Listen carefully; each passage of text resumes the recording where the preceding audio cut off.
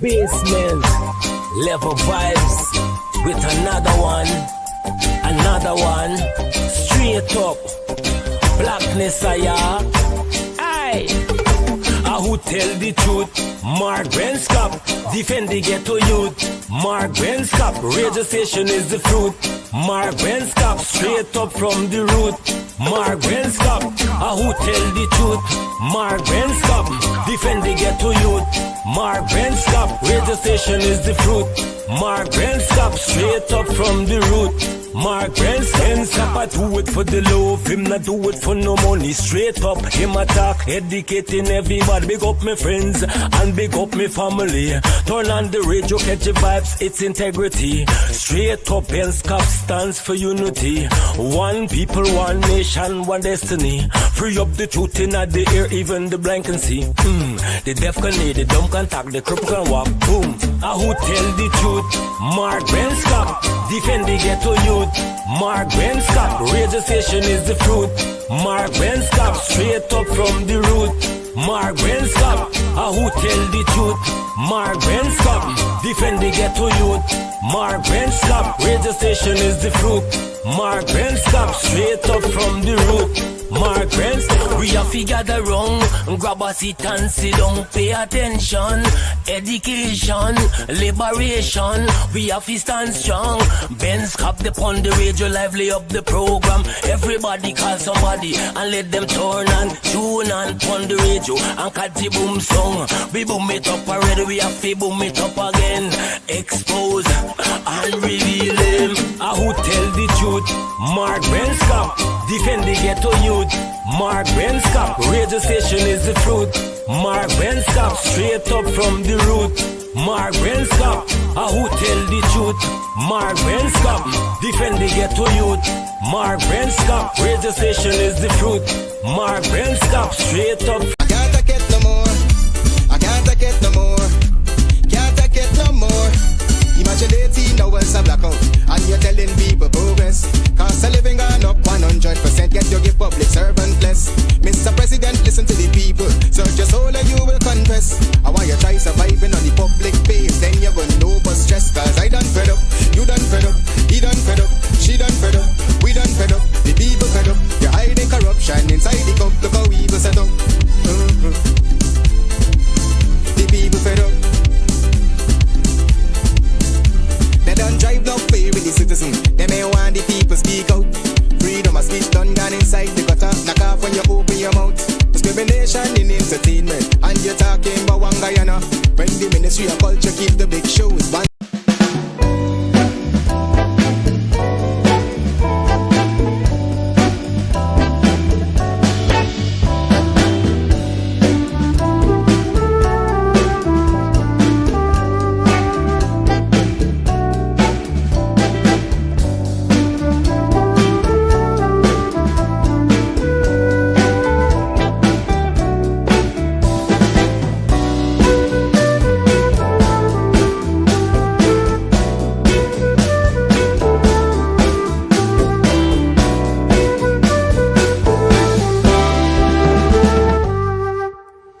There and fabricate that. Unless you say who the person is, I can't comment on anonymous people.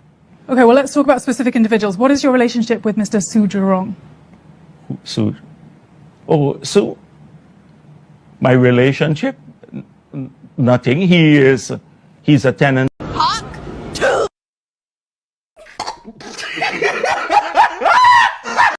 Yeah, my name is Jacinty Caldata Francis Vietnam. And since 1965, I become a voter. And I always place my ex next to the cop. And what they are doing today, I can't take it. So I have no more vote to give to PPP anymore. I'm not going to vote anymore no more. If they have to lose by one vote, they're losing it by data. Oh, Jesus Christ, if cost of living double, I don't know what happened. A pound of sugar is $300 already. Flour, everything gone up. Everything just raising. You gotta get about $40,000 for buy good ration. You gotta get 3 man now. A weekend man, a monthly man, and a fortnight man.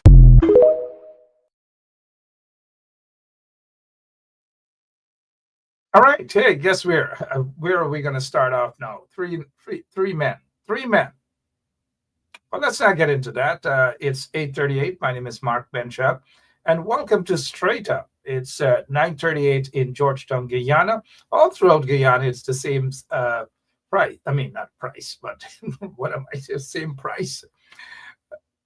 Might as well start right over again, right? What's on my mind? Cost of living? It's not the same price. Things are I.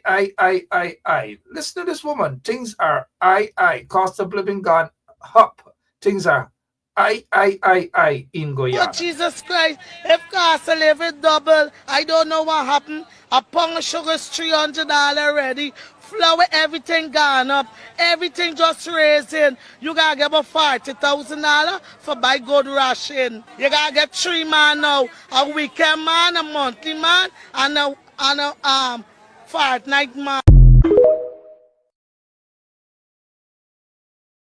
Good night to all of you, wherever you're watching. The folks out in Evesham, Epsom. Some folks contacted me and say, hey, Mark, they're from Kilturn, they're from Evesham, Epsom, Bengal. How come I don't say hi to them and I'm only focusing on Philippi or Alnis or Linden?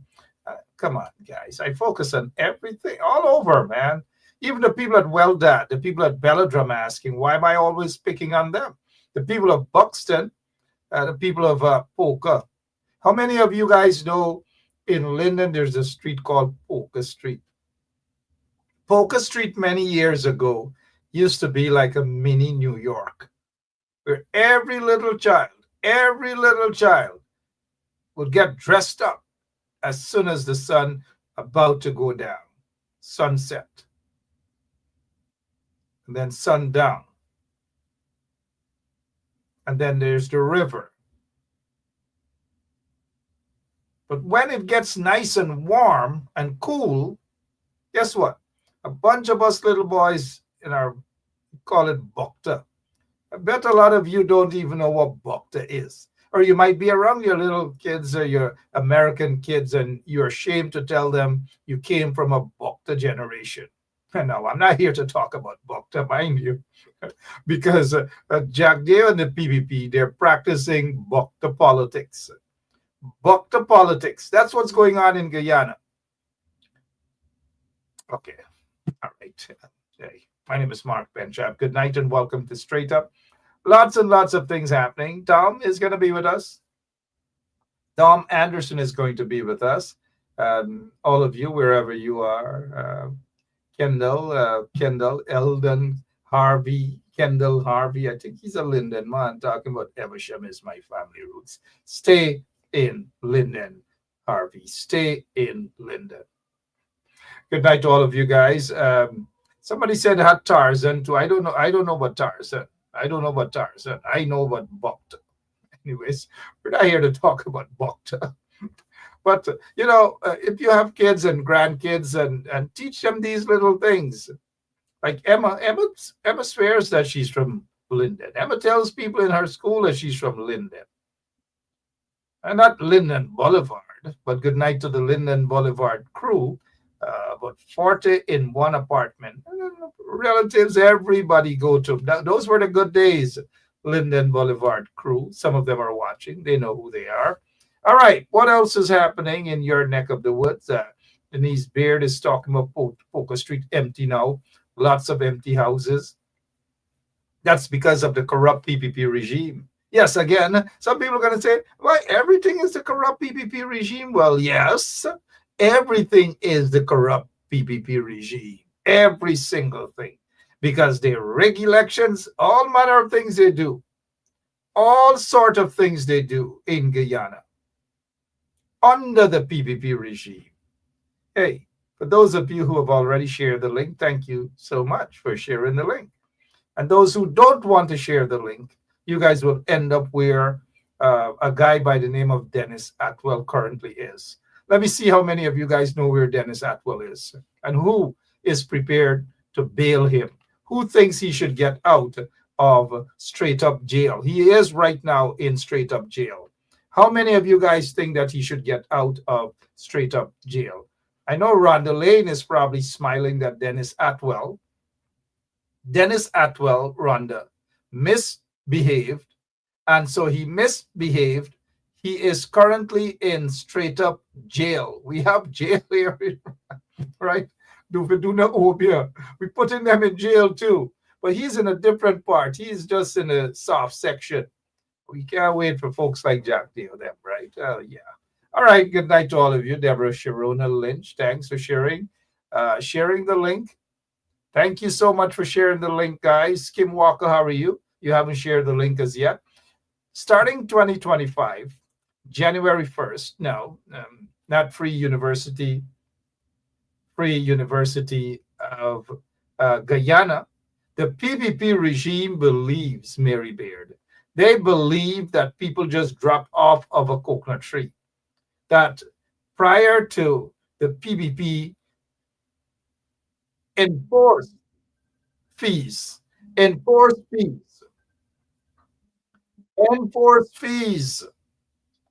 at UG. But look, we have former finance minister. Maybe we should get in touch with the former finance minister. Maybe we should send the former finance minister this link so that we can hear from him, because we cannot sit back and allow Jobdale to talk crap. Maybe we should just see what's happening. Our executive producer is going to get in touch with the former finance minister, Winston Jordan. Winston Jordan. Oh, yeah. We want to be able to, let's see if we are lucky, because we're actually live on the air. Mr. Jordan, good night. How are you, sir?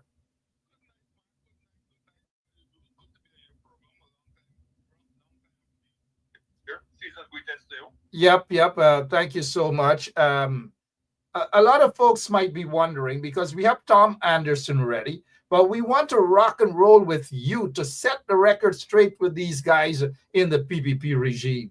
But should we do it like this, or should we just send you a link so you can join us? We should do it like this, because I already put on my pajamas. Okay, good. We got pajamas, right? I thought that your program is the closest one to do a quick response. Thank you so much. But one will follow. Yeah,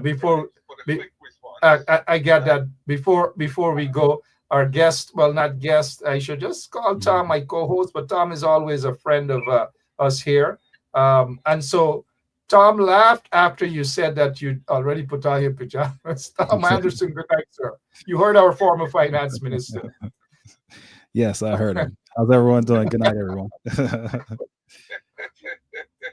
All right, guys. So here's what we're going to do. The former finance minister is with us.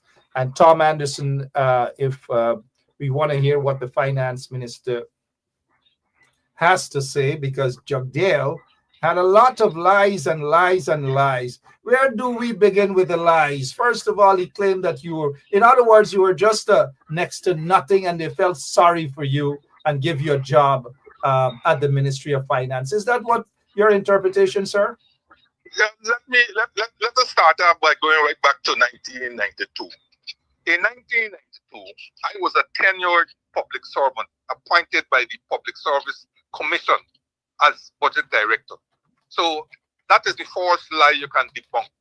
That because they could not remove me or fire me. I was not contracted employee.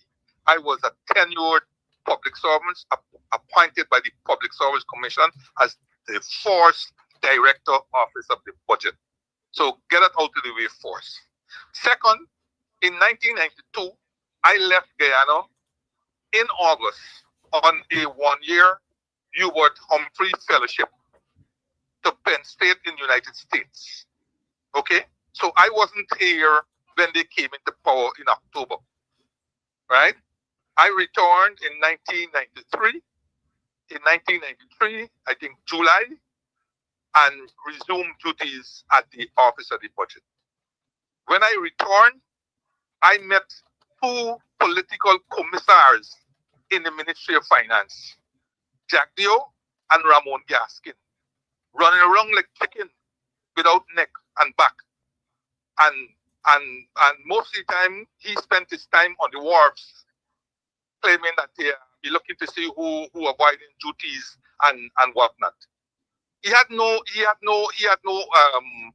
technical work to do in the ministry. He was doing political work on the wharves. and with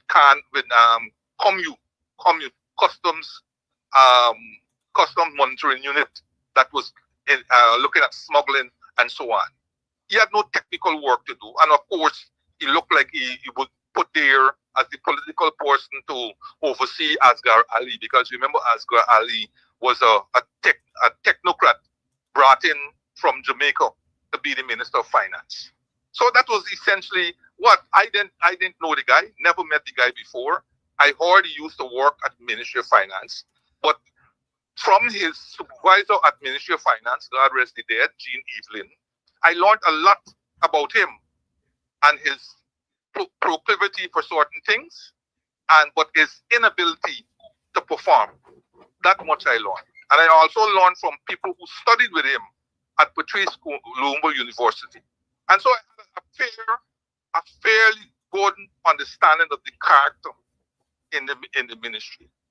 Our paths crossed, for example, in 1994, early January, when the Character Center had some 4 or 5 day seminar that they were hosting on Guyana at the Tower Hotel. And he was charged with delivering 2 papers, I believe, 2 presentations.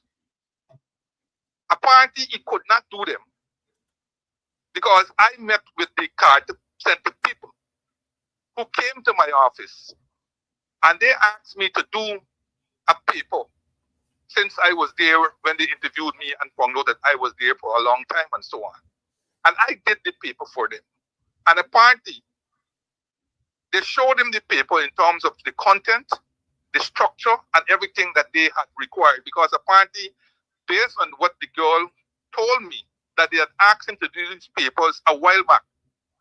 And he never was able to do it. He then came into my office. He poked the business, let's say, pick-pluck, and came into my office because I had learned from Jean Evelyn, who was his boss at State Planning, that he usually would send him to the budget office, to my office, to collect certain information in relation to government, central government operations.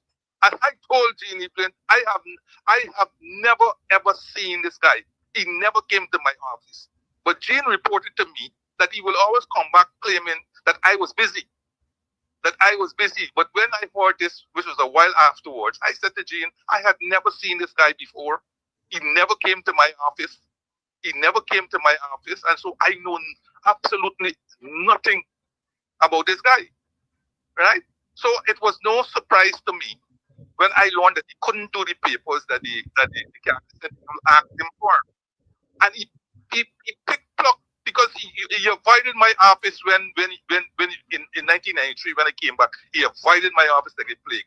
And they picked-plucked that day and walked into my office and said to me that he was supposed to be doing these 2 papers for Character Center, that he didn't get time, all kinds of excuses he made, right, why he couldn't do it, right? And he was asking me because the Character Center apparently showed him the paper I did for them, showed him the paper, told him this is the style, context, and everything else of what they wanted, and requested that he present the papers. I think he had 24 hours because previously he was given a long time before, but he never did it. And he came and asked me to do it.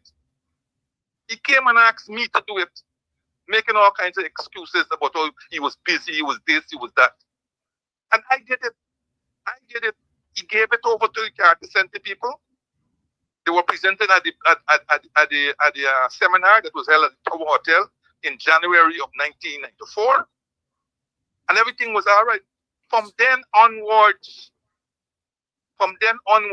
Jack Joe held on to me like a leech, like white on rice. Right. If you stick a pin there, please. Tom, this is getting interesting. Jack Dale held on to the former Minister of Finance, who is on the air with us, online with us, like a leech. Jack Dale, because we're not going to spend the entire hour with him, Jack Dale actually said that Minister Jordan, that they felt the PPP felt sorry for you and basically give you a job out of charity. But what he did not say, 1 second, sir, please. What he did not say at that so-called press conference was when he got back from Russia after he went on a scholarship, compliments of the PNC and the negotiation with the Russians at that time. When he returned from Russia, it was the PNC government that rescued him out of charity because they felt sorry for him and gave him a job at state planning under the PNC regime. Talk to us, please. That is absolutely true, Mark. You're not making that up, because he went to Patrice Lumumba People's Friendship University in Russia. Okay? And at that time, when he came back, Haslem Paris had gone, and Dr. Kenneth King, who Hoyt had brought back to assist with the ERP, was heading state planning. And it's Dr. King who sorry for him and gave him there. And he returned the favor when he became minister by making Dr. King ambassador to Brussels. And he returned the favor prior to that by making Dr. King the head of the unit to rewrite the national development strategy that was written under the guise of the Carter Center in about 5 or 6 volumes, very voluminous documents, which the PPP government apparently weren't too keen on reading. And so they recruited Dr. Kenneth King to head a unit that also had in Mavis Ben, former mayor, to rewrite the document into a single document. That is what that's how Kenneth King became famous under them. And after that, Kenneth King was recruited to become ambassador to Brussels, where he spent a considerable time until his retirement and then subsequent death. Minister Jordan, and for those who are now joining us, Tom is with us as well. We'll get to Tom. Tom is enjoying every moment. Thank you so much, Tom. Spontaneous interview here by the former Minister of Finance, Winston Jordan, debunking the lies, propaganda and lies by Bharat Jagdeo, nothing new. But why is it that this guy Jagdeo feels that he can just lie like that and get away? He's a shameless liar. I'm sure when he submitted that paper to the Carter Center that you did for him, he pretended as though he did it. But why is he? Of course, he pretended he did it because my contact with the Carter Center finished when the girl asked me, when the girl from the Carter Center asked me to do a short paper for them. I wasn't listed as a participant on the seminar or so on, right? So when I gave her that was to give her an insight into Guyana, the ERP and so on, since I was an integral player in the economic recovery program, and I was always an integral player in the economic development of the country, right? From the time I joined State Planning Secretariat in 1981. Okay, charity. I'm a highly qualified individual with considerable experience. Well, let me ask you this. There's no dispute about that. He is a political dunce, an economic dunce. We know that. There's no question about that. He's a dunce. Let me tell you something. Mark. Go ahead. Mark, let me take you back to 1994. Okay, so when I came back, I was involved in the 1994 budget, right? Asghar Ali was the Minister of Finance, okay? When that budget was presented and everything else, Asghar Ali called myself, Clyde Rupchan, and Balgabin, thanked us for the work that we put in, and so on, and promised to increase each of our salary. I told him promptly, I'm not interested, because it's the whole ministry that was involved in the budget, not just the 3 of us. And I told him I don't want any increase that he given me as some kind of favor, because I didn't want to be in his clutches in terms of him reminding me that he raised my salary and so on. I told him no, I don't know about the other 2. But I just told him I was not involved in any salary that I didn't work for or that was being given to me because of somebody's largesse or something. Okay? Later on that same year, me and Asghar Ali got into a lengthy argument okay, in which he wanted me to do something that I told him that he don't understand the public service rules, because at that time he was acting secretary to the Treasury, because Carol Hebert had gone off on 21 days vacation leave or something like that. And Luncheon appointed me acting secretary to the Treasury. And when I got there, I realized that there was a certain transaction that in relation to a car to be bought from one of the agencies that are here for Khurshid Sattar. And I nixed it. I nixed it. And Ali came in with his big barrel himself, calling me all kinds of things and suggesting that I must go and do it. And I told him I will never, if he wants me to do it, put it in writing. He never did. We had a big argument. You know what to solve that the whole issue? Edgar Heliger, who was in the ministry at the time, doing consultancy work. And then after Edgar solved it, Asgar apologized to me. But then I said it's not enough, and I resigned. I resigned in August of 1994. I was subsequently picked up by the World Bank for a consultancy, I think around October, for a consultancy to that very same ministry. Right? That World Bank team was headed by a guy named Sawai Bunma. I tell you all these things. We believe you. Jack Deere is after that meeting, I went and joined the consultant. Semco used to be in Middle Street, upstairs of Majestic. I was there with the principals, Cecil Rajano, Raymond Laxman Singh, Winston King, and Kathy Whalen. Those were the principals of Semco at the time. And I joined Semco around November of 1994 and worked with them until June of 1995, when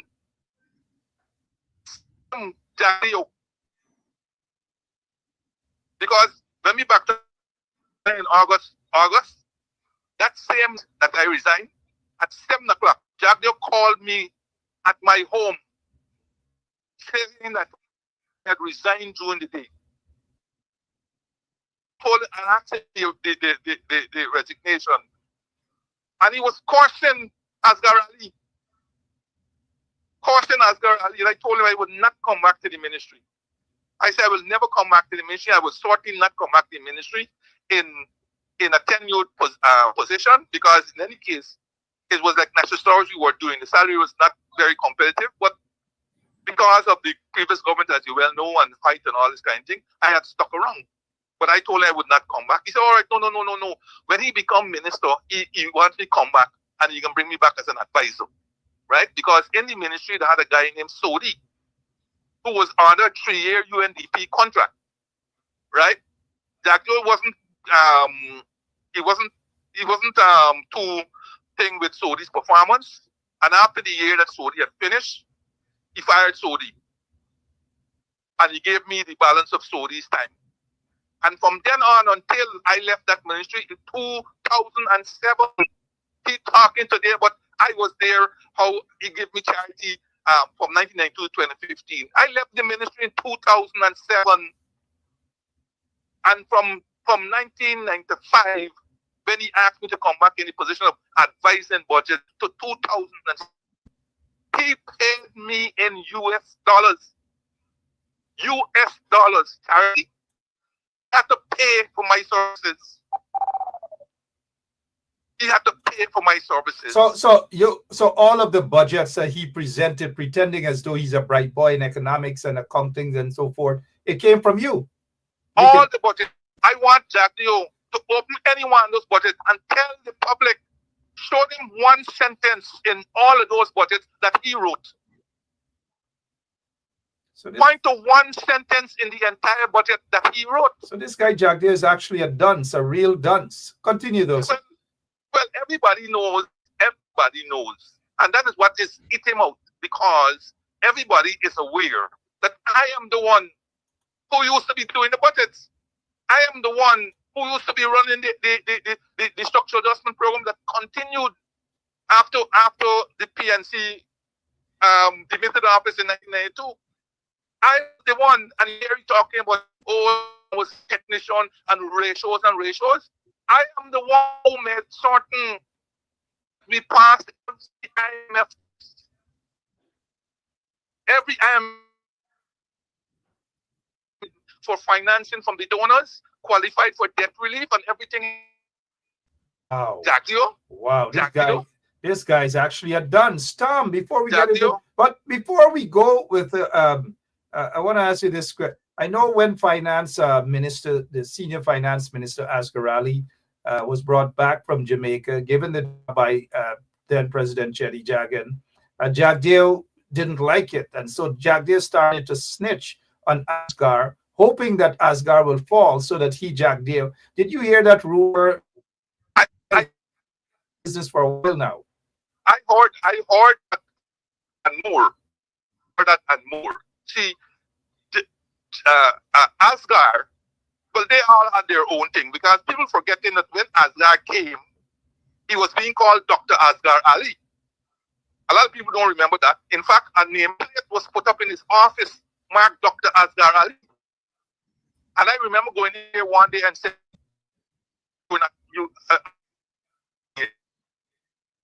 because I had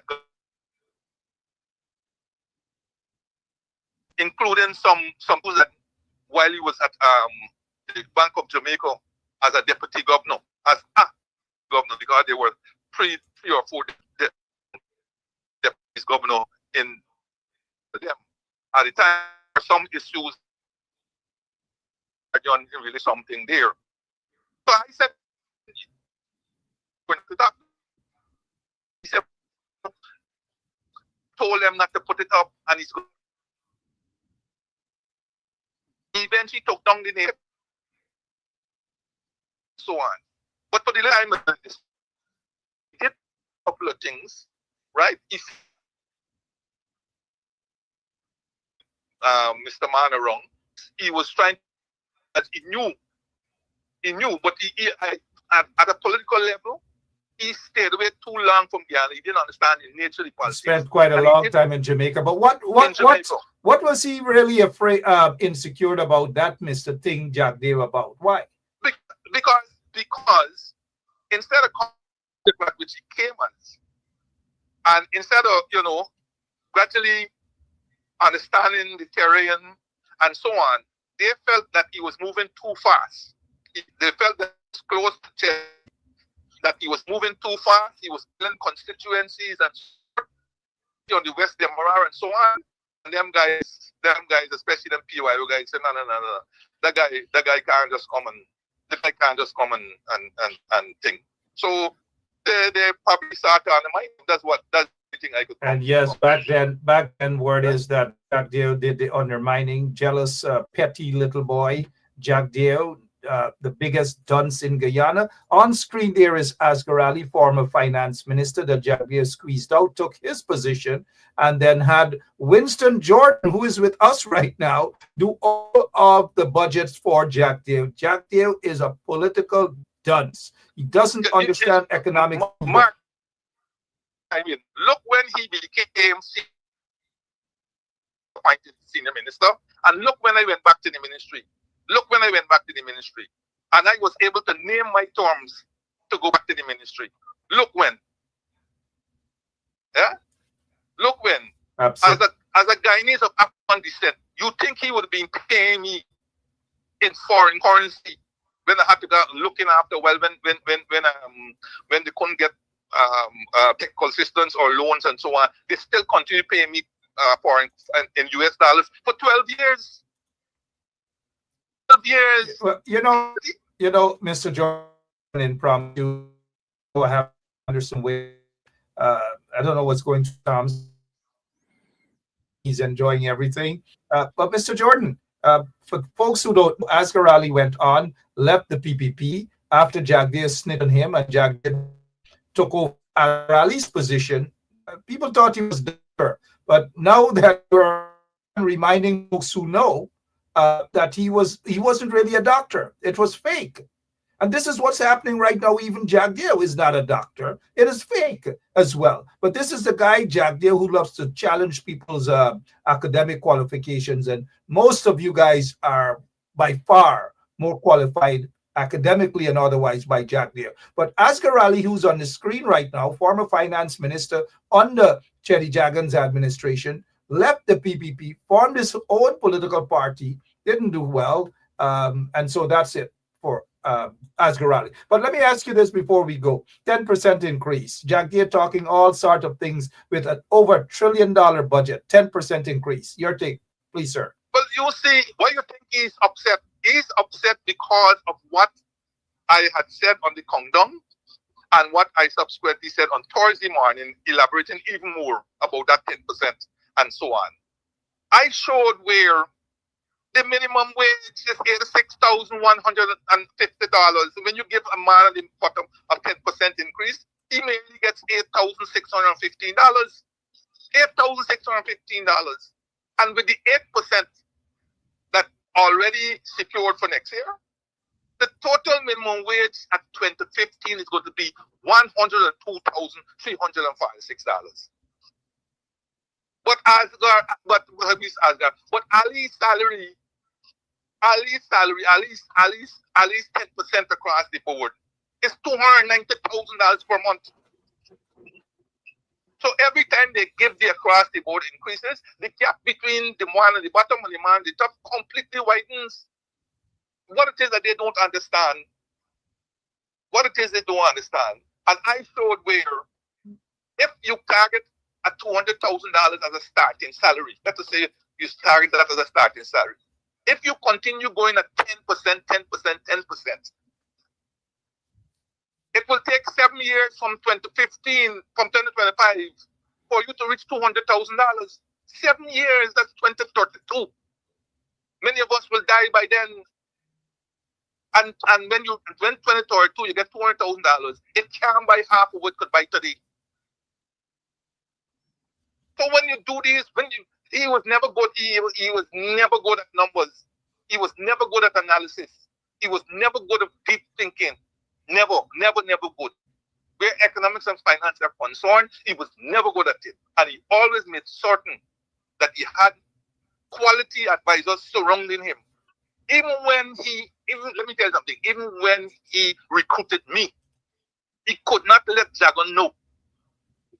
He could not let Jagan know because he had recruited me, he had recruited Edgar Heliger, he had recruited Kobe Frimpong, who was getting 3 times my salary in US dollars. Kobe Frimpong, Dr. Kobe Frimpong. Oh, that name is very familiar with Jagdeo in a lot of stories I've heard, but yeah. Right? So he always surrounded himself with talent. You got to give him that. And it's that talent that made him shine. That talent. All right. That made him shine. You know what, Mr. Jordan, we want to thank you so much. I wish we had more time. We should have planned this earlier.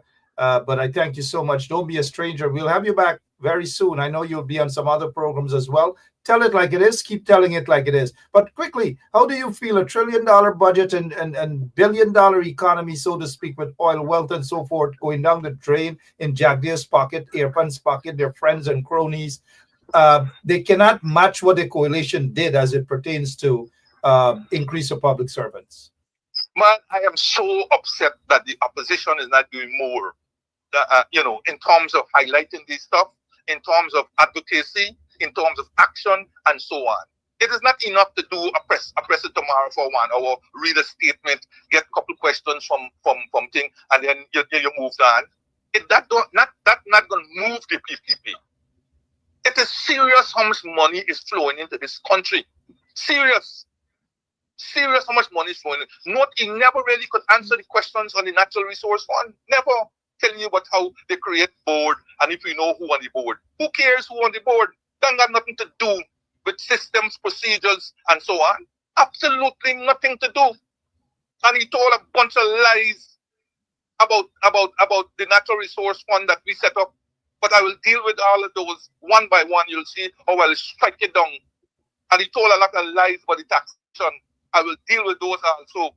I will deal with it strike it down. We know, Mr. Jordan, we know you will do just that. You have all of our support. All of the listeners watching, listening, wherever they are, you have our support, sir.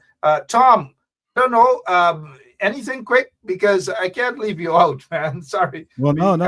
I just want to thank Mr. Jordan for Mr. Jordan here, because this is what it's going to take in Guyana for it to change. For things to change, the people have to hear the truth, right? No matter how bad it is. And look, the truth is real bad when it comes to the PPP and Jack Day. The truth is really bad. So the people need to hear it. Everyone needs to hear it. The supporters of the PPP need to hear this. Look, I tip my hat to Minister Jordan, because this is what needs to be heard. The truth needs to be told. We need much more of this. Yes. Thank you so much, Tom. Mr. Jordan, thank you so much as well. We'll be speaking, and hopefully you'll be back very soon right here on 107.1 FM. Thank you, sir. Anytime, Mark. Thank you very much for this tidbit. But over this weekend, I will certainly try any number of programs and deal with every one of the issues that he talked about. Everyone will strike them down as people have been struck down. Easy. I don't even have to do the research. They're all in my head. Strike them down. Nonsense. I mean, it's a good thing I didn't have to listen to the rubbish that he was talking today. But people will know, and I will bring some more facts out. And I hope this time around that the press and everybody carried it, because we have been carrying things, and the press don't seem to be interested. They don't seem to be interested. He talks a lot of lies about signing bonus, right? But then doesn't talk about the CGX $10 million that never came into their accounts. Never came into the accounts. Wait a minute. CGX, that Canadian company headed by those three guys, two guys from Canada and one local guy from Guyana, had a signing bonus of $10 million US. Where the money went? CGX put up $10 million for Guyana to fight Suriname at the UN Conference of the Law of the Sea. They're the ones who put up the money. That's 80 million. Yeah. I'm going to do it and leave it more, but quickly.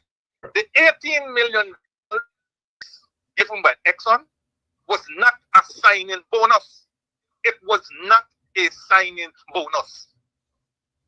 When Exxon was approached, they were approached for assistance to fight Venezuela at the ICJ. They weren't approached for signing bonus. Exxon said they don't give money like that. We have to find a way of transferring the money.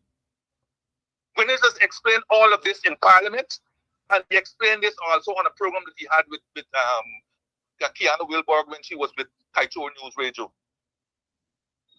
We didn't get any signing bonus. What we got is assistance. How the assistance was determined?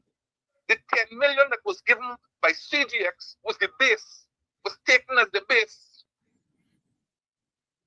And so, adjusting for inflation, they came up with 15 million. And then they threw in another 3 million for training in oil and gas. That's how you got the 18 million. And because they had to find a way of putting the money to us without appearing to be giving money for things, they said, let us treat it as a signing bonus. At least that is what Ganesh reported to the cabinet, and what he has reported publicly. You know, Mr. Jordan, where is the $10 million from CGX? Never come into the accounts of the never. So shouldn't Jack Deere be explaining as to where that money is? Well, that's what I'm trying to tell you. This has been raised so often. It has been raised so often, and yet the press will not pick it up. They would not pick it up. Wow, because okay. I learned either last year or something where CGX may be considering it as their signing bonus should they final. True, but I learned that might be the case. Well, right? Thank you for bringing that to our attention. Those of you who know CGX and the three players, I think one of the principals of CGX was actually given an oil block just before Donald Ramotar demitted office. Lots and lots of things happening in Guyana, but I'm glad that you're able to remind us and even inform those who just don't know, many, Thank you so much for your contribution. But when I saw you coming through, our executive producer got in touch with you. I thought you were calling to give some sort of charity to us here.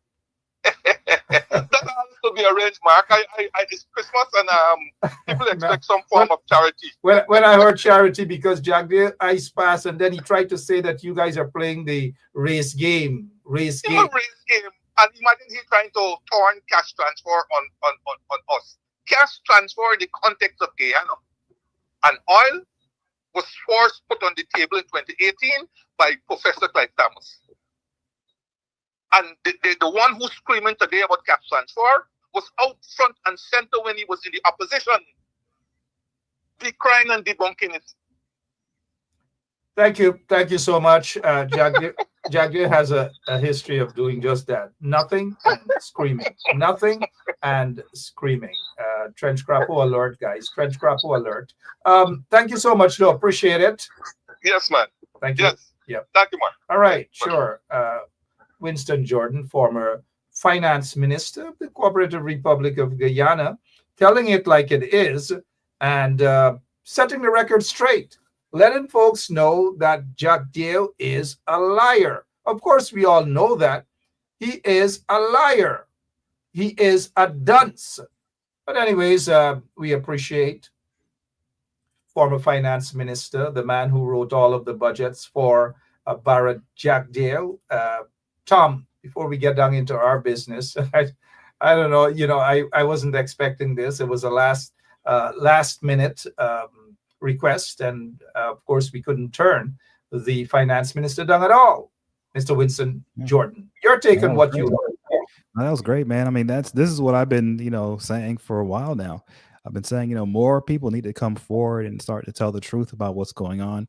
The reason why the media won't cover this stuff in depth is because in order for them to do it, they have to accept that the reality they've been portraying to the people as of today has not been an accurate portrayal. That actually things are way more corrupt and way worse than the media is revealing, and that will take them that would force them to do much more of a better job, a more thorough job. It would also put their careers at risk, because we know that the PPP and these guys, Jack Dale, they attack and they use government agencies and connections to attack people they don't like. So, a lot would have to happen. But the way you get this started is by having people like Minister Jordan come forward and speak the truth, right? And let the people know what's really going on. And we need more people to do it. That's what has to happen. More and more people who know the truth need to come forward and speak it honestly, so that the people of Guyana can know what the truth is, so that when they decide to organize and get together and vote, they know what they're voting for. Well said, Tom Anderson. The opposition need to utilize folks like experienced folks, qualified folks like Winston Jordan, in terms of economic advisors and all these things, well qualified. The opposition doesn't have, the leader of the opposition needs to have a strong economist, a qualified economist sitting by his side, an experienced economist. And this is not knocking anybody. This is politics. And it's time that those in the opposition start doing what is necessary to confront and expose the lies of Barrett Jack Dale. And that was powerful there by Winston Jordan, former finance minister under the coalition government. Tom, let's move on. We have some other things we want to talk about. But I want you to listen to this. And I hope those at the Ethnic Relations Commission, some of you Guyanese watching probably didn't see this video. I don't know when it was made, but I came across it. Somebody sent it, in fact. And Tom, if we have to interpret or translate for you, let us know, please. Take a listen, and I do apologize ahead of time for a little bit of filthy words. You can believe me refuse one man with car, house, land, and good morning lot. With a good job and a thick fat bank account and can give me everything me need, and he wouldn't cheat for me and treat me good like one queen. But no, a piece of shit like me refuse them for a street dog. Well, I get chain pan and neck, me even get chain for me, because if me own one, me no want them black man chop with my head anyway. and go up on the waist and drop down pants. Now we also tear up holy short like a this. Yeah, like this, the whole short, like you nigga owner. And they pan bicycle with them foot they top with them big music box and smoke some long joint. And that the Bible like. But a piece of shit left me on read every day. And cheat for me and bring up some Nancy's story. And you want douche. Some bush. That's why I can't even do bush cook these days because I don't want nobody hold me down in the bush. I don't know what I want. Maybe you get me the shit in my head. Maybe I take a shit out and push forward instead. Tom, you understood anything there at all? That's most of it, yeah. Yeah. Talking about two different types of men, and she chose to get with someone who's not so good for some reason. Bush and Sidunk. You know what Sidunk means, right? No. What does that mean? Sidunk. Sit down. Come on, Tom. Your Sidunk. backside. Sit Sit down. Sit down. It's a Sidunk. Sidunk, as in sit down. But you missed the part with the gold chain and what's going to happen with her and her gold chain. Yeah. You heard that part. That part. Black guy. Yeah. Yes. The black guy. Yeah. The black guys. I know of people who got charged for less than that. One of them is right here, Rhonda Lane. Rhonda Lane got charged, was convicted wrongfully, because those who were supposed to jump and represent her didn't. But she was charged wrongfully, wrongful conviction, and she had to pay a fine of $500,000. Rhonda Lane. Rhonda Lane did nothing close to what this girl is saying here. But black folks, African Guyanese, will rob people in their chains. I don't know. Let's listen again. You can believe me refuse one man with car, house, land, and good morning lot.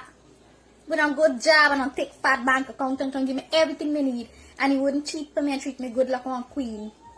But no, a piece of shit like me refuse them for a street thug. Well, I get chain for the neck, me even get chain for me neck because if me own one, me don't want them black man chop with my head anyway. And go up on the waist and drop down pants. Now we also tear up holy short like a this.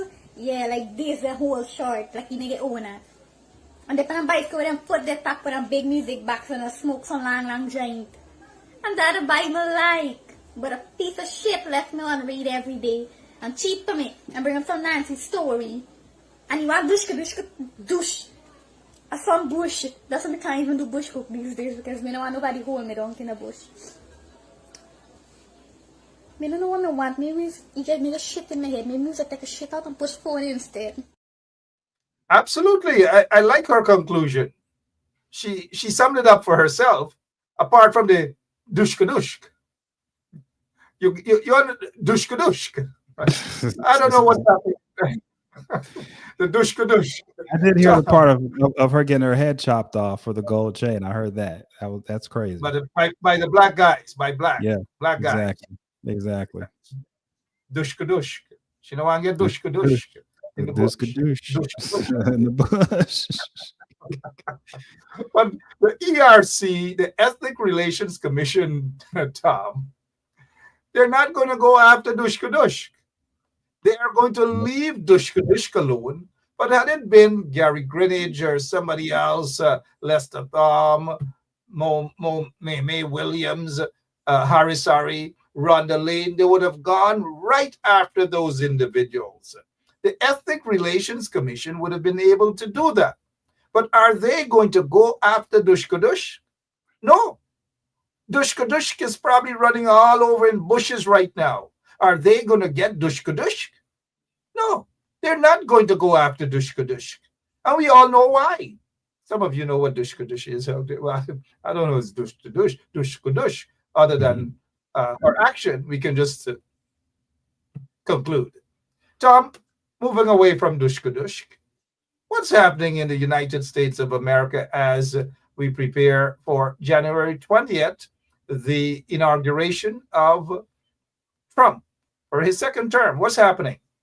Yeah, I mean, there's all types of stuff happening on our end. I mean, I got to say this, though, bigger than on the political side, what you have is some vigilante stuff going on where you have this guy who assassinated the CEO of America's biggest health insurance company, United Healthcare. So you got that going on, and that has sent shockwaves through everybody from top to bottom, because we have an elite class in America right now who got there and who maintain their status through basically squeezing every penny out of the regular person down below. And even if that means their corporations have to do things that are underhanded, deny people claims that they should be able to get based off of paying their insurance premium every month, right?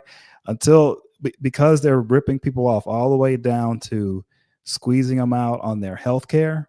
It's created a sense of vigilante justice now. And because of technology, because people in the United States now, we can 3D print weapons. So you don't even have to go to buy a gun.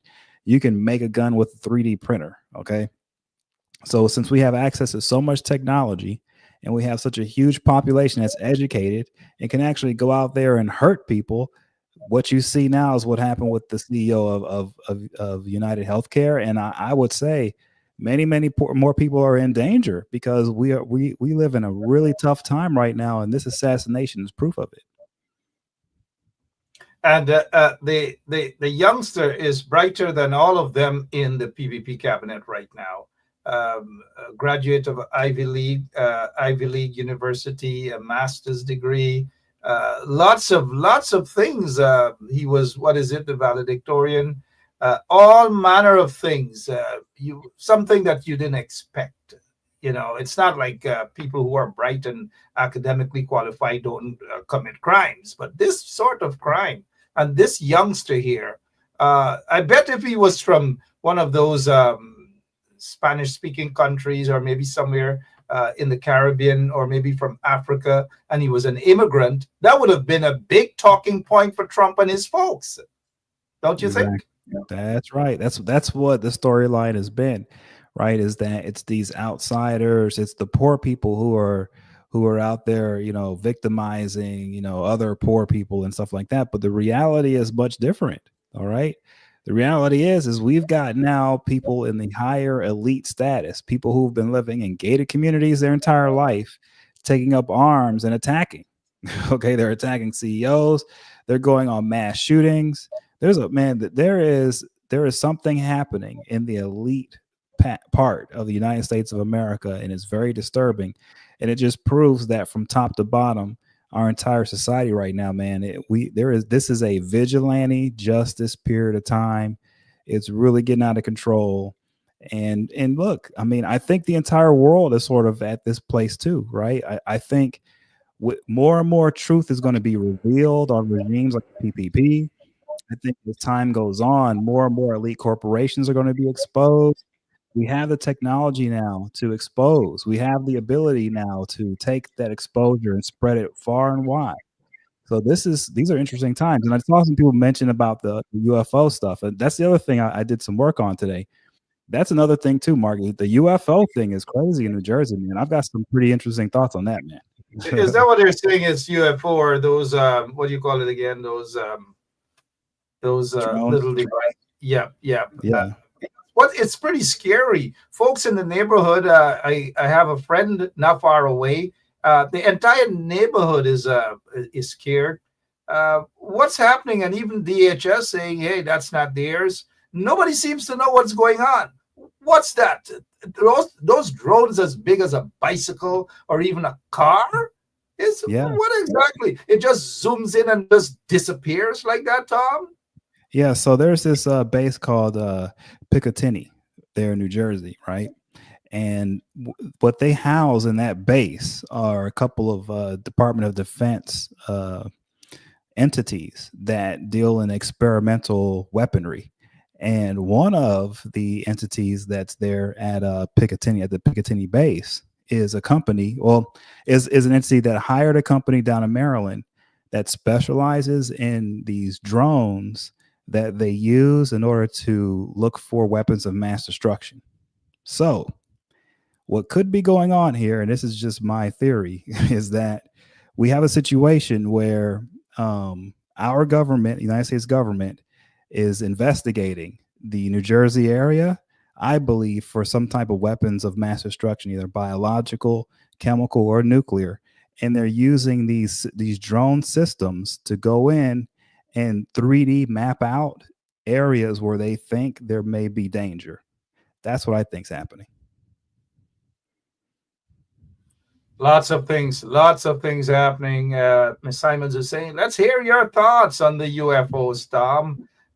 People in that area there in New Jersey, they're scared. There's something more, something that's going on that maybe the folks in authority don't want us to know at all. And I think you are onto something, Tom. You are onto something.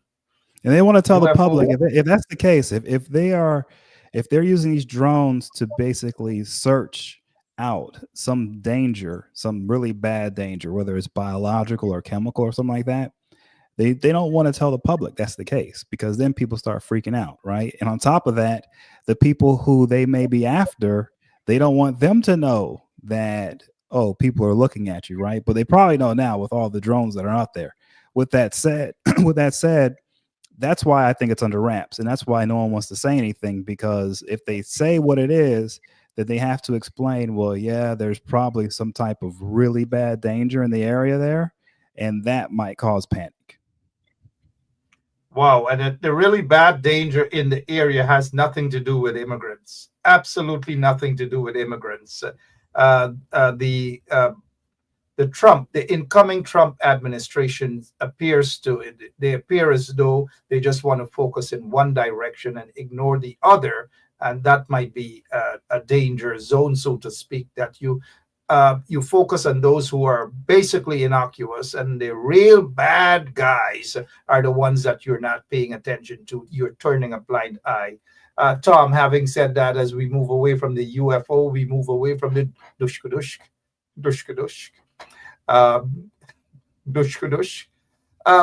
What's your thought? The FBI director is leaving before his term finishes, which is a 10-year. He's leaving before Trump is inaugurated. He is just leaving. Your take on him leaving, and your take on this uphill battle of this guy that Trump has appointed or nominated, to become the director of the FBI. Yeah, so the FBI has had issues over the years, and I've said this before, about law enforcement. I feel for law enforcement. I'm not a supporter of law enforcement. I think they can do everything right. No, I look at law enforcement. I do support them, but I support them from the perspective of, I feel like we overburden them and we give them too big of a job without enough resources to deal with it. Okay. And because of that, institutions like the FBI come under pressure. They're forced to work in an atmosphere that isn't conducive to real justice, blind justice. And so over time, things start falling apart. And so the FBI, I can tell you, they work very well, but at the same time, they have some serious issues. And so, FBI Director Wray stepping down, he's not handing over a mess to the next person, but what he's handing over is something very complicated and something very hard to deal with the problems going on there. And so you have Kash Patel coming in, and he doesn't have any law enforcement experience from what I can tell.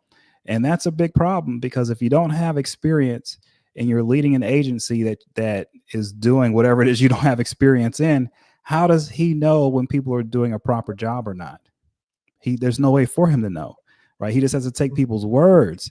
And that's not what you want with someone in a leadership position. You want someone in a leadership who knows what's going on below by just being able to look at it. They don't need to have advisors like Jack Dale to tell them everything. No, they can themselves look and figure out what's going on.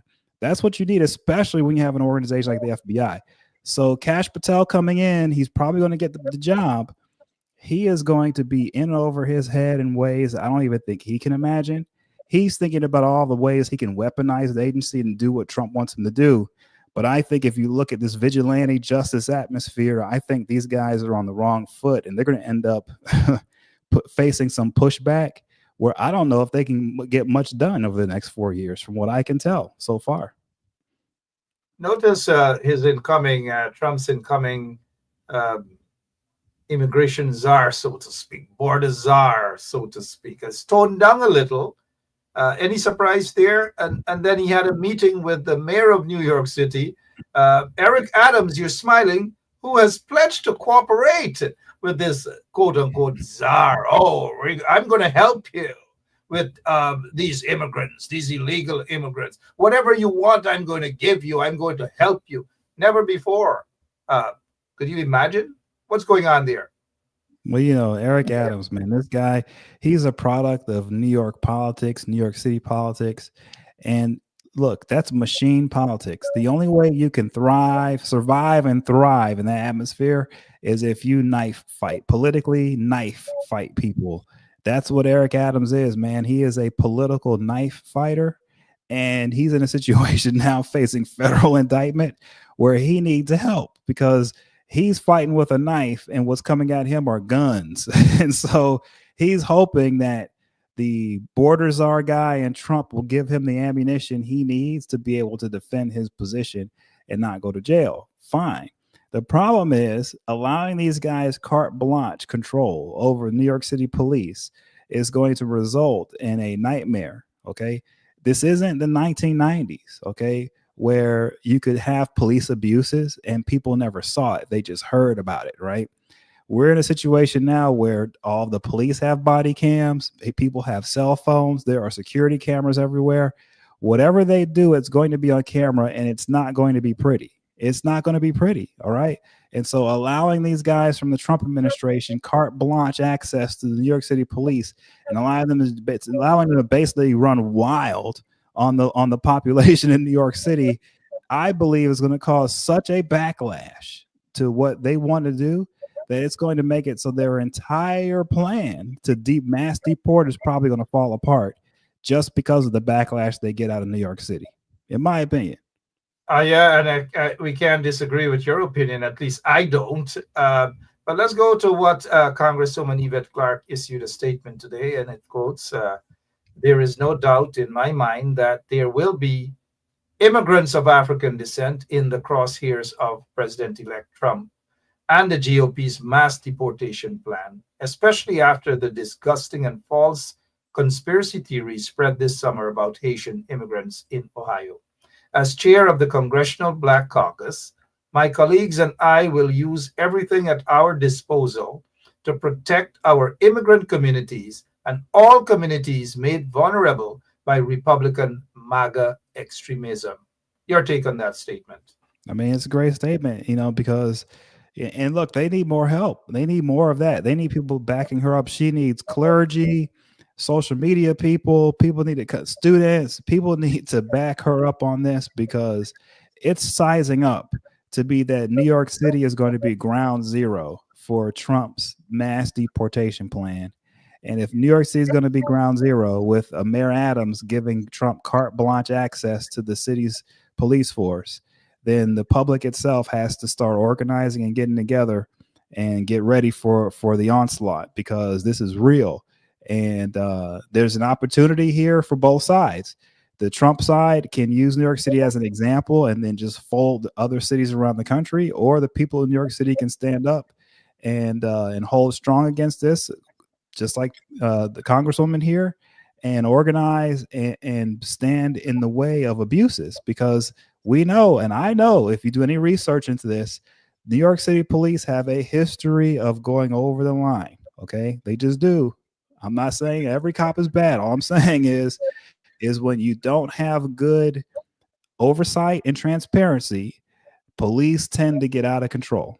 And when you're giving them a job that's too big to do, like a mass deportation, and Trump's entire plan is going to hinge on it succeeding in New York City, there is massive room for abuse to occur. And like she said, the Congresswoman said, Yvette Clarke, what they're going to unintentionally, they will say, but ultimately we know they're going to single out people with darker skin complexions, and it's not going to be pretty.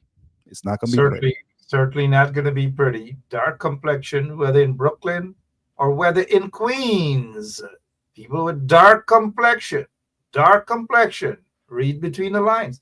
Quickly before we go, Tom, what is your take on this photograph? Irfan Ali and a guy. You'll see the photograph. Your take, sir. Yeah, that looks like a bad picture, man. That's unfortunate. But with that said, look, man, when it comes to Guyana and Irfan Ali and the future of the country, I just hope that these guys are in a better position to make sure that people are feel lifted up and not like this gentleman here. I mean, that picture actually speaks 1,000 words, because that's sort of how the PPP, their stance above the people of Guyana is, right? Where they want to be the guys who everyone bows down to. And I think the people who support the PPP feel like that's the way Guyana should be run, where the leadership should be bowed down to. But in the end, that's just not the case. I think Guyana's the land where no one needs to bow to anyone. And what needs to happen is they need to have leadership that can support and make sure that the overall population is in a place where they can hold their heads high and not hang them low. Absolutely. And I think not so long ago, Irfan Ali was giving obviously the impression that he wants people to bow down to him. And listen to this, please. If you need for it to be translated, please let us know. The man refused to shake my hand twice. What do you want me to do? Bow before him? He's God? That's the only thing you can do in terms the of opposition leader is not God. The first thing you must know, the first thing you must do. Neither of you is. No, I'm not. That is why I reached out humbly trying to shake his hands, and he refused. I tried humbly, Chabral, to shake his hand, and he refused. But that's the only mechanism. Oh my God. If you can't shake the hands of a humble man, what else would you do? Tom? Oh my gosh. He's not a humble man. He is not a humble man. I don't know. Yeah, this is, look, man, there's so much opportunity. The future is so bright.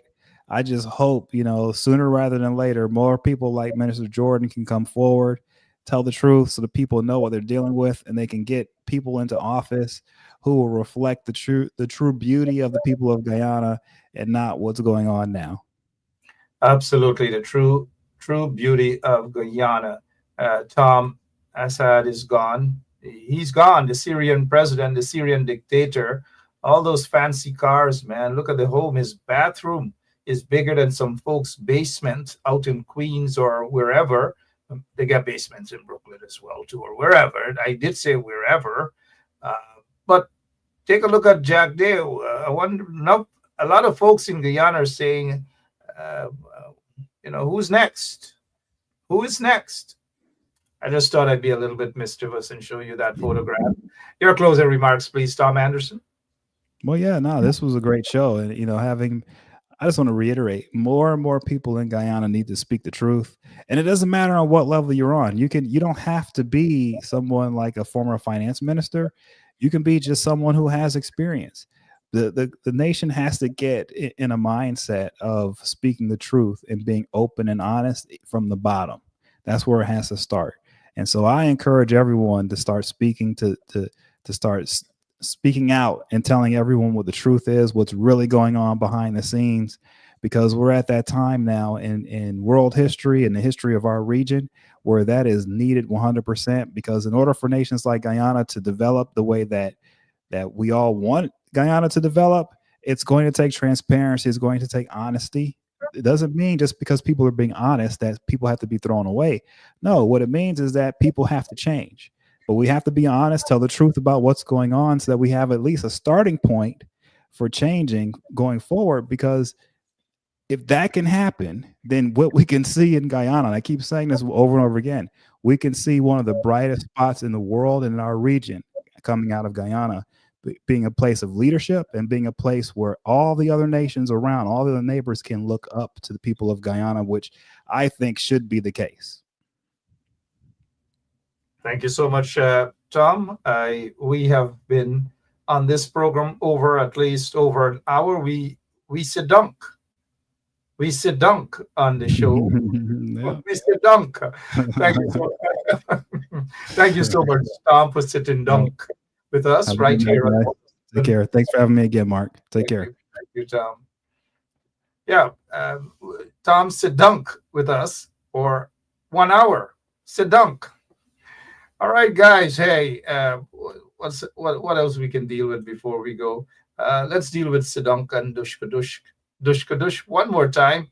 For those who missed Dushkadushk, Dushkadushk may not have been aware because there's this everything they black man did this, black man will keep this, black man will do this, all manner of things. And I think it's Basil Bradshaw who made the point there, and maybe others as well. But I read Basil Bradshaw's comment that in Guyana, crime is not confined to one particular ethnic group. I repeat, crime is not confined to one particular ethnic group. But yet they continue like that Dushkadush girl. Dushkadush believes that only one set of people, and that is persons of African descent, are the ones who are committing crimes. The biggest set of crimes and drug lords and money launderers and gold smugglers and those who pay people to go out and assassinate people, kill people, rob people, all manner of things. You guys would be surprised, or maybe you wouldn't be surprised, but people are turning a blind eye from that reality.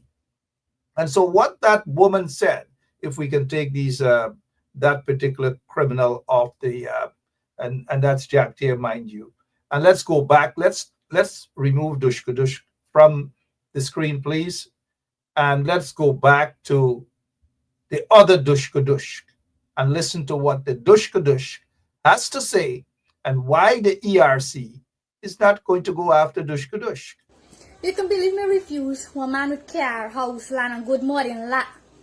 With a good job and a thick fat bank account and can give me everything me need, and he wouldn't cheat for me and treat me good like one queen. But no, a piece of shit like me refuse them for a street dog.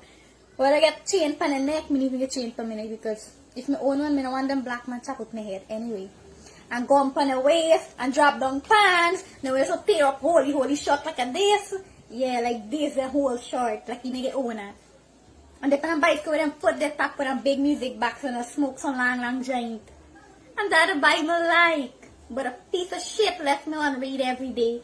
And cheat to me and bring up some Nancy story. And you want douche. Some bullshit. That's why I can't even do bush cook these days, because I don't want nobody hold me down in the bush. I don't know what I want. Maybe you get me the shit in my head. Maybe I take a shit out and push phone instead.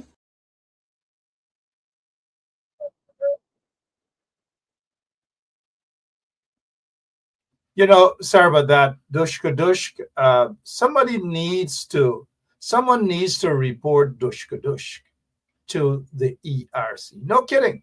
Someone needs to report Dushkadush because it's got to stop. These sort of things have to stop. And then Jagdev, new name now also is Dushkadush, complaining that Winston Jordan and others are playing the race card.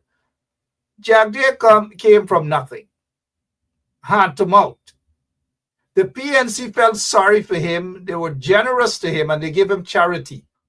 After he came back from Russia, they gave him an opportunity to work under the PNC regime. They didn't discriminate against him. They didn't. They gave him charity because Jagdev is a dunce. He couldn't do anything. You heard Winston Jordan, what he said. You guys heard? Anyways, I've got to go.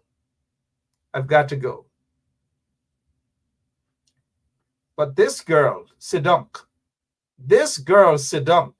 ice pass persons of African descent. And at some point in time, it's got to stop. The I-pass, has got to stop. But the person who posted that, what Dushkadush said, I got to say that I felt really, really good. Because majority of the folks, I've read about 20 comments, and maybe all of those comments condemned what she said about persons of African descent. And 95% of those persons who condemned her are persons of East Indian descent in Guyana, who condemned her. That is how we need to condemn these lackeys, these wishy-washy, dushka-dushk. Sidunk? Okay. You want to sidunk? You can sidunk. Sidunk. Love is like a chair, baby girl, come and sit in there. But you just throw away your thoughts for me. Throw away your fear, 'cause she don't want it, just don't want it, don't want it. All right, here's where we'll pull the curtains down. I've been sitting duck for too long, and I'll just hop off and just probably dushka-dushk. All right, my name is Mark Benchcap. I'll be back tomorrow. Dushka-dushk. I'll be back tomorrow, same place, same time, right here on 107.1 FM. And whatever you do, be safe. Regardless of what you do, be safe. Dushka-dush. I love you guys. God bless you. Yeah, my name is Jacity Caldata Francis Vietnam, and since 1965, I become a voter, and I always place my X next to the cup. And what they are doing today, I can't take it. So I have no more vote to give to PPP anymore. I'm not going to vote anymore no more. If they have to lose by one vote, they're losing it by data. Oh, Jesus Christ, if cost of living double, I don't know what happened. A pound of sugar is $300 already. Flour, everything gone up. Everything just raising. You gotta get about $40,000 for buy good ration. You gotta get 3 man now. A weekend man, a monthly man, and a fortnight man. There and fabricate that. Unless you say who the person is, I can't comment on anonymous people. Okay, well, let's talk about specific individuals. What is your relationship with Mr. Sujurong? Su? Oh, Su. You can believe me refuse one man with car, house, land, and good morning lot. With a good job and a thick fat bank account and can give me everything me need. And he wouldn't cheat for me and treat me good like one queen. But no, a piece of shit like me refuse them for a street dog. Well, I get chain pan the neck, me even get chain for me because if me own one, me don't want them black man chop with my head anyway. And go up on the waist and drop down pants. Now we also tear up holy short like a this. Yeah, like this, the whole short, like you nigga owner. And they can bike with them foot they pack with a big music box and a smoke some long joint. And that the Bible like. But a piece of shit left me on read every day. And cheat to me and bring up some Nancy story. And you want douche. A some douche. That's the kind of the Baby girl, come and sit in there. But you just throw away your thoughts for me. Throw away your fear, 'cause she don't want it, just don't